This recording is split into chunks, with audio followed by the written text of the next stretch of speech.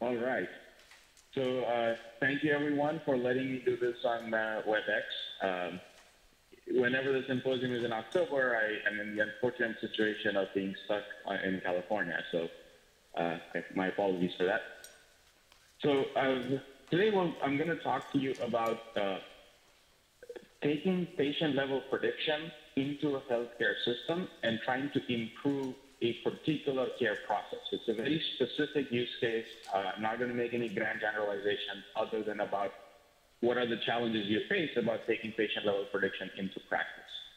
So we're going to focus on palliative care and how to improve palliative care using patient-level prediction.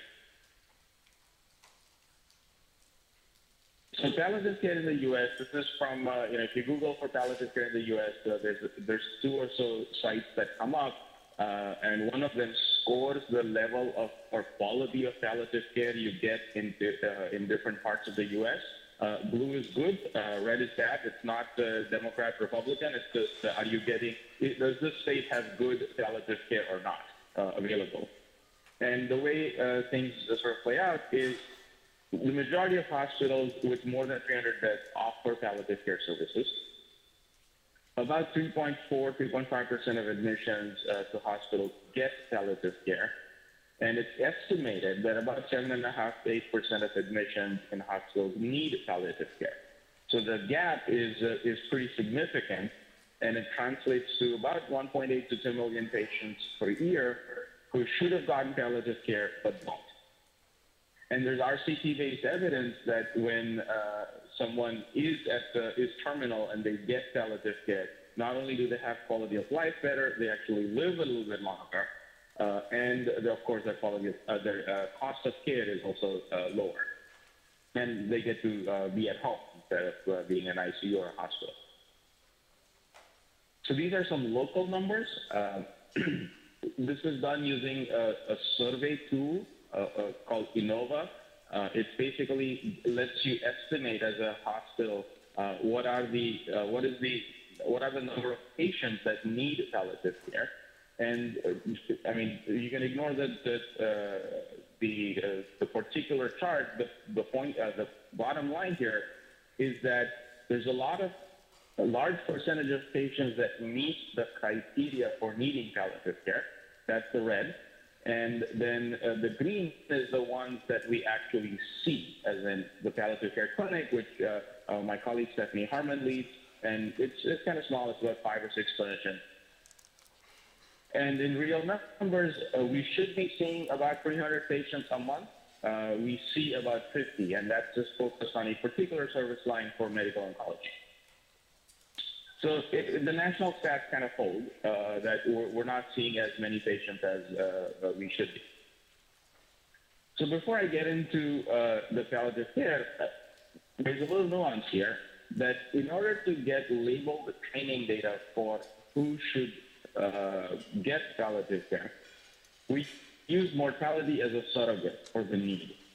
And the reason for that is we're making this assumption that anyone who dies in the hospital should have had the option of being offered palliative care, and it should be the privilege to deny it should they not want it. And so if you see a patient timeline, you'd have a whole bunch of data elements, coded data, textual data, whatnot. And this is the time something happened. In this case, it would be, say, death. You have to be careful in any predictive modeling scenario that you're not using data after the fact. A lot of times that does happen, and that's just a classification exercise and not necessarily a prediction exercise, which you would do at the second blue arrow, which would come to the left of the right arrow. And so then, just to reinforce the numbers, the data we're training on had about 131,000 people who died. And we're just asking, just as a sanity check, what were the number of people who got this palliative care service in the form of being assigned the V66.7 code into their record? And it's about 3.55%, like exactly what the national statistics said. And then we also asked that how many of these individuals got this consultation at least 6 months prior to death. And that, you see, it's 0.08. So not only is it too little, 3.5% as opposed to the estimated 8%, it's too late. That's what the 0.08 tells me. And of course, now our challenge is to use data in this zone in between, before the red arrow, and then try to make a prediction with some lead time, so maximize the gap between the left blue arrow and the red arrow, so that the health system has the time to respond. So this is how we set up the problem. We set a prediction date, and we set the prediction date. Is someone trying to say something? So we set the prediction date to be the second day of your admission in the hospital. And we're doing it only in the hospital service line right now, mostly because of logistics control, that in the hospital, we would then have the option of following up with them and tracking them down, as opposed to in an outpatient setting. Very few health systems can respond in the 15 minutes that the patient is inside the office visit. So we set a prediction date, and then we have this notion of an observation window. Prior to that, we need about a year's worth of data before we can generate a reliable prediction. And then the event, or the outcome in this case, is death. And we say at the minimum, we would want a 3-month lead time so that we can actually have a relaxed conversation with the individual, their family, their treating physician, and so on. And then up to 12 months. Again, these are numbers picked by the palliative care clinician, saying that this is the sweet spot in which, if they have the opportunity to talk with someone, they might be able to change the quality of care in the end-of-life period. And the plot that just showed up is just showing that when we do this, when we define the problem in this way, we have this lead time, and then the red line is just the number of patients in our training set that had the event at a particular point in time. So in terms of number of days, from 90 days to 365 days. So you can see that there is a uniform distribution of available training data in that 3 to 12-month period. So that's just the whole point of this plot. Okay. So we built a model. Here's the precision recall curve. The y-axis is showing the recall. The x-axis is showing recall. Y-axis is showing precision. And we did 2 models, a lasso and a gradient boosted tree. Not any major difference between the two. Reasonably well calibrated in terms of the predicted probabilities and the observed probabilities. And then, given that we're at Stanford and we have famous computer scientists working with us and so on, we have to try something fancier. So we tried deep learning, and not a huge difference. You do see a slight change in the shape of the precision recall curve, which gives you some benefit that at about the same precision, so 90% precision, your recall is about 33%, as opposed to in this case at 90% precision, your recall would be about 25%. So about a 6-point gain or 8-point gain in recall by doing some fancier things, but then you pay the price a little bit in losing calibration. So, we have a model. We have a standard sort of lasso-based model. We have a deep neural net. We have a gradient boosted tree. So what next? Okay, so I have a model, high five. So the most important question is, what would the intervention be? And in this particular case, we figured out that the intervention is going to be a consultation with the patient's treating physician. And they choose whether the patient then is eligible for palliative care or not. There was a side question about, can we explain the prediction? And I'll show you one slide on it. And my sort of take on it is, yes, the predictions can be explained, but I don't think that's useful for deciding what the intervention should be in this scenario. Then the question is, who dispenses the intervention? Because you run into capacity issues So, for example, if we made accurate predictions at 90% positive predictive value, we would be sending something like 600 additional patients just across 3 service lines to the palliative care team. I mean, they just can't handle the volume. And so we have to figure out, how are they going to engage the treating physicians, the hospitalist group, and train them for that.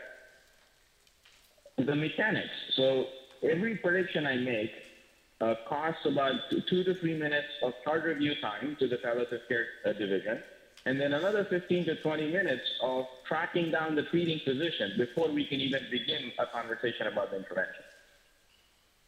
The capacity, I already alluded to that.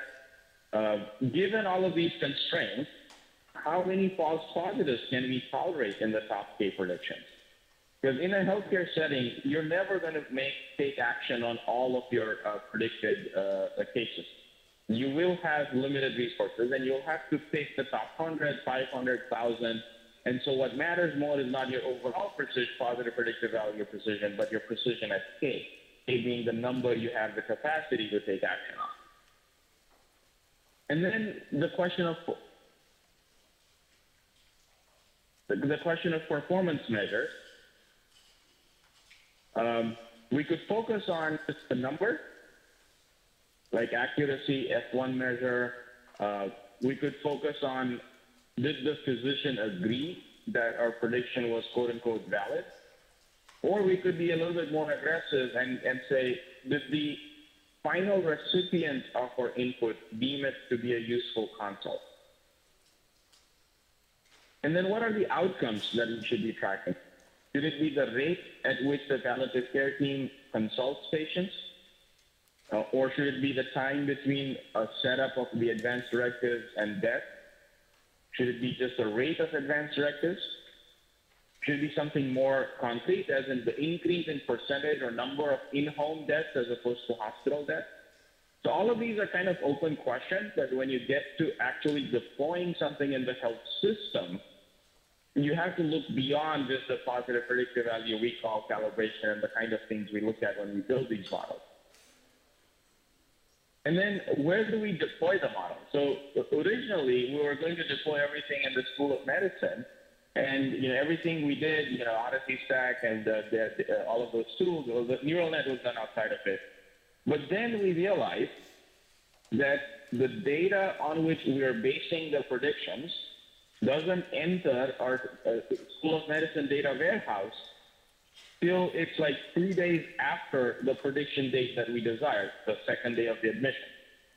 So this latency of the data forced us to rethink everything. And then we're at 2 choices. We could go into the hospital and deploy using live data.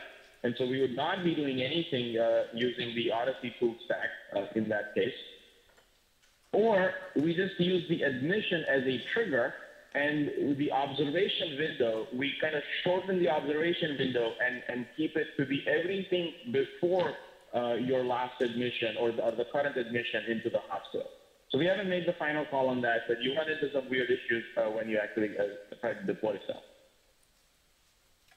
I mentioned explaining the prediction. In this case, it's one patient with a probability of 0.94 of death in the next 3 months to 12 months. And you can see that the top code that lead the model to believe that is the case is personal history of malignant bladder cancer, prostate cancer. They have lots of procedures going on, MRIs, just the number of things being done to them, like 21 scans of multiple types, 60 days of inpatient admissions.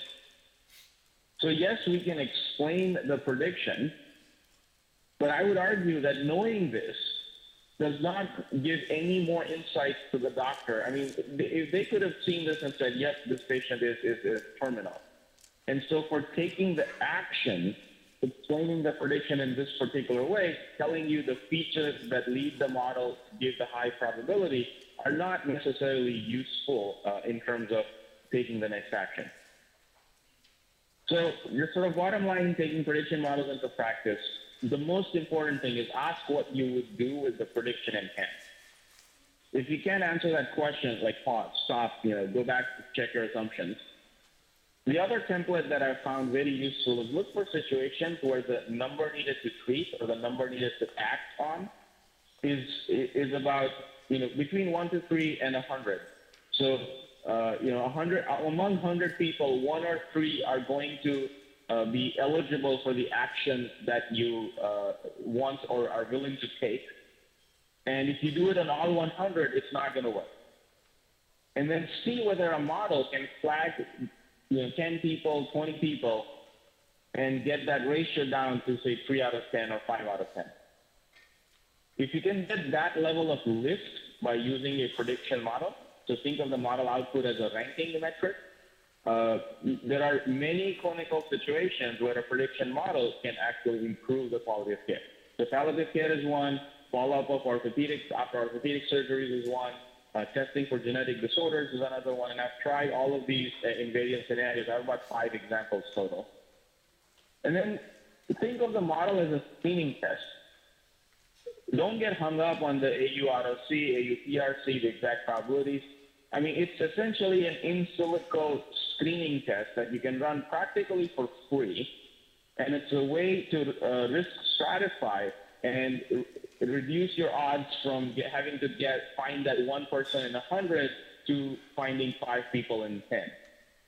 So even with a PPV in the 50s, you can actually do pretty good depending on the cost of the intervention and the prevalence of the condition. And most important, understand your capacity for action. The real thing you care about is precision at K, because if you're only going to act on 10 people, it's precision at 10 that matters. And then evaluation of the explanation of the prediction is overrated. I mean, I would separate prediction from action. You can have a black box predictor as long as it's correct, it's well calibrated, and you can't explain it, it's okay. You can still figure out what action to take independently from the predictive model. So those are sort of our experiences trying to take prediction models into practice, in this case, just for one particular scenario. And here are the participants. Stephanie Harmon is the Director of Palliative Care, Johan, our VP of Analytics, Topher Sharp, our CMIO. Ken did most of the modeling. Ken and Anand are the people who did the modeling. Lance is another physician working with us, and Andrew helped us with the neural net models. And the funding from my department and the Stanford Data Science.